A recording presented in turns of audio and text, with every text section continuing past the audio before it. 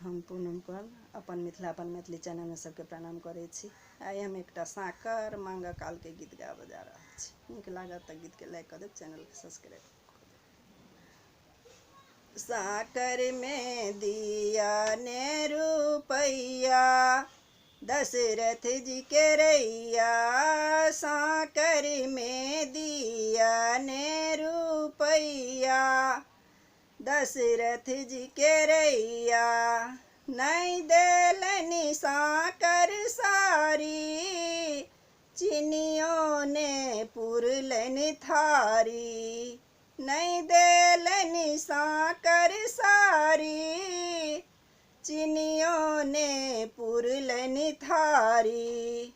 केहन फूहर बर के मैया, दशरथ जी के रैया।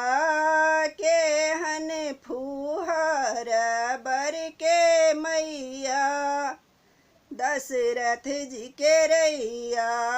साकर में दिया ने रुपैया, दशरथ जी के रैया।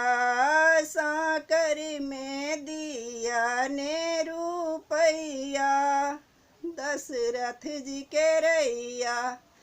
साकर के देखी थारी, हंसथिन मिथिला के नारी। साकर के देखी थारी, हंसथिन मिथिला के नारी। केहन फूहर बर के मैया, दशरथ जी के रैया। केहन फूहर बर के मैया, दशरथ जी के रैया। साकर में दिया ने रुपैया, दशरथ जी के रैया।